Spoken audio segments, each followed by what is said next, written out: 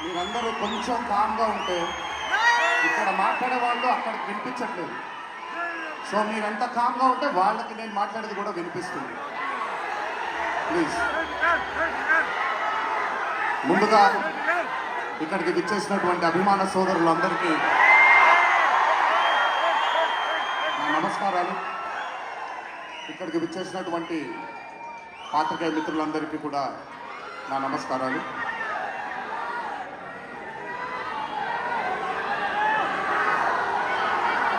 సిద్ధుని నేను పర్సనల్గా అంటే తన చాలా సినిమాలు చూశాను తనవి, కానీ పర్సనల్గా ఎప్పుడు ఇంటరాక్ట్ అవ్వలేదు. ఈ పాండమిక్ తరువాతే నేను సిద్ధుతో ఇంటరాక్ట్ అవ్వడం జరిగింది. చాలా తక్కువ మంది ఇండస్ట్రీలో ఉంటారు. సినిమా అంటే ఒక పిచ్చి ఉండే టెక్నీషియన్స్ చాలా తక్కువ మంది ఉంటారు. అందులో మొట్టమొదటి వరుసలో ఉండాల్సింది సిద్ధు. తనకి సినిమా తప్ప వేరేమీ తెలియదు. డీజే టిల్లు అనే క్యారెక్టర్ని చూసి మీరు అనుకోవచ్చు బేసిక్గా సిద్ధు ఇలాగే ఉంటాడేమో తన పర్సనల్ లైఫ్లో అని. But Siddhu is not that. తనకు ఎంతసేపు సినిమా, తను చేస్తున్నటువంటి క్యారెక్టర్, తను పార్టిసిపేట్ చేసినటువంటి కథ, ఈ కథకి నేను న్యాయం చేస్తున్నానా లేదా అనే తపన. చాలా తక్కువ మంది ఆర్టిస్ట్లో కానీ చాలా తక్కువ మంది టెక్నీషియన్స్లో ఈ తపనని చూస్తాం మనం. సిద్ధు డీజే టిల్లు అనే మూవీతో కేవలం సక్సెస్ని కాదు, బట్ మన జీవితంలో కలకాలం మిగిలిపోయే ఒక క్యారెక్టర్ని మనకి ఇచ్చాడు తను. చాలాసార్లు అనుకునేవాడిని, అంటే నేను చిన్నగా ఉన్నప్పుడు టామ్ అండ్ జెర్రీ కార్టూన్స్ని బాగా చూసేవాడిని, పాపాయ్ అనే కార్టూన్స్ని చాలా చూసేవాడిని, హీమ్యాన్ అనే కార్టూన్ని చూసేవాడిని. ఇలాంటి క్యారెక్టర్స్ మన లైఫ్లో సినిమాల ద్వారా మిగిలిపోతే ఎంత బాగుంటుందో అని ఎప్పుడూ కోరుకునేవాడిని. అండ్ ఈరోజు టిల్లు కేవలం ఒక డీజే కాదు, టిల్లు కేవలం ఒక సిద్ధు జొన్నలగడ్డ కాదు, టిల్లు మన ఇంట్లో మన చుట్టూ తిరిగే మనిషి అయిపోయాడు ఈరోజు.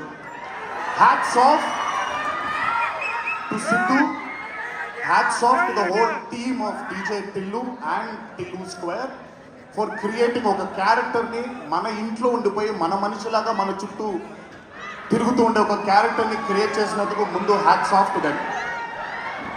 నవ్వించడం అనేది ఒక వరం, నవ్వకపోవడం ఒక శాపం.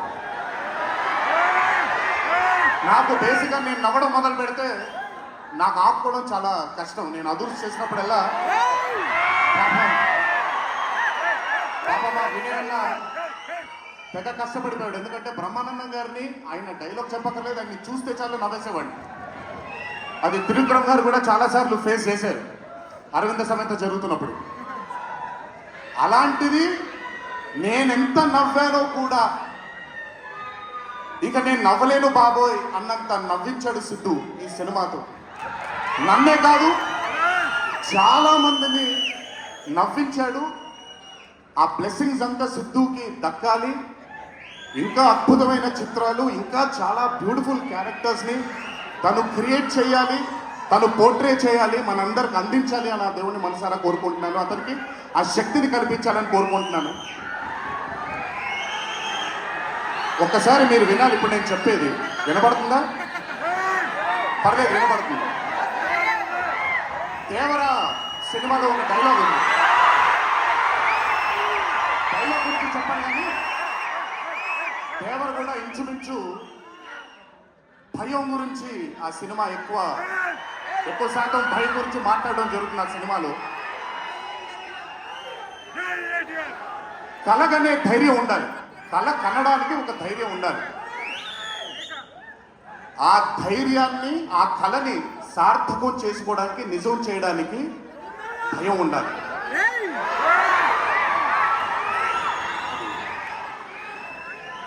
కుదిరితే సరిదిద్దండి, లేదంటే క్షమించండి, అంతేగాని నేను ఉన్నానని గుర్తించండి. ఇక్కడ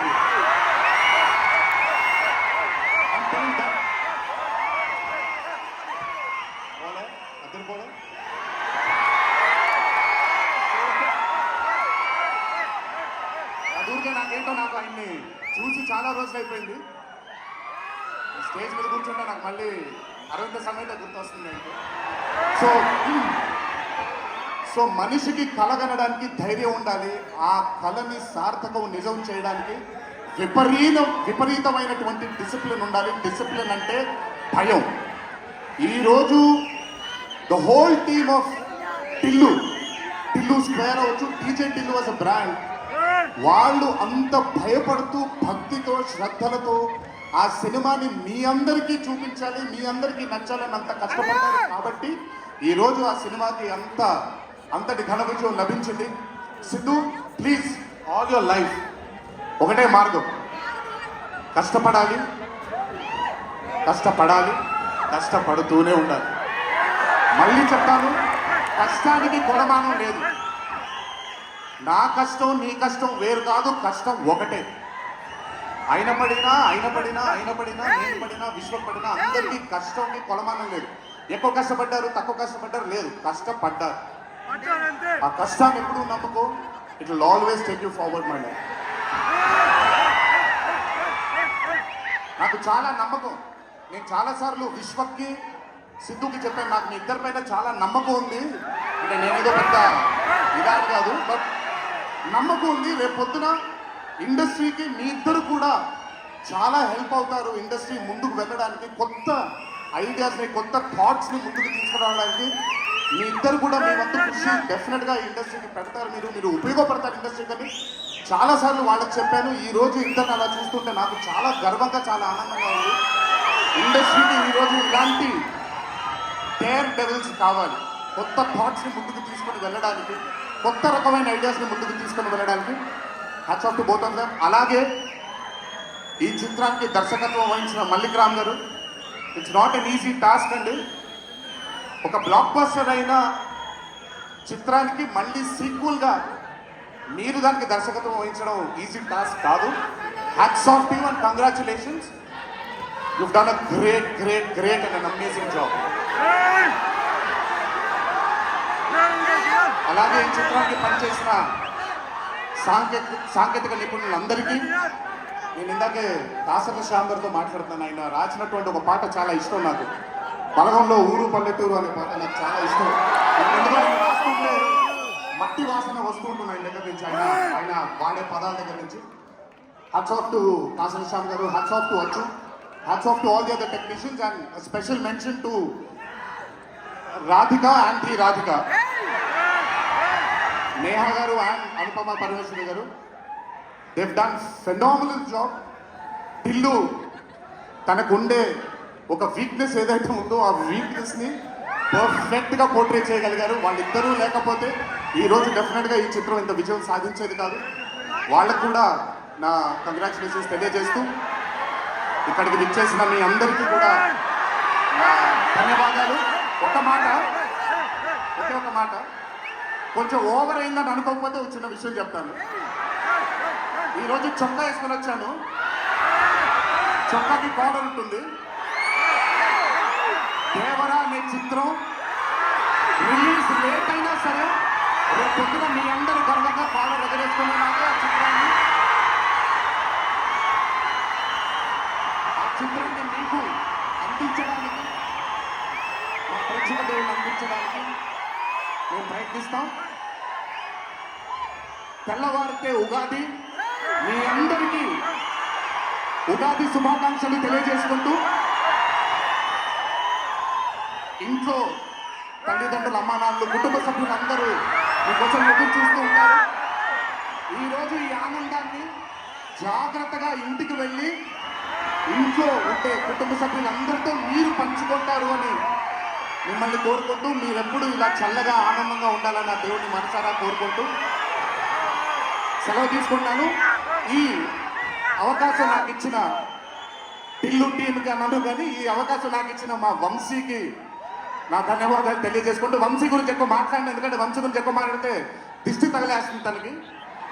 వంశీ ఇలాగే అద్భుతమైన చిత్రాలు తీయాలని అతనికి ఆ శక్తి వల్ల నా దేవుని మనసారా కోరుకుంటూ, జై ఎన్టీఆర్.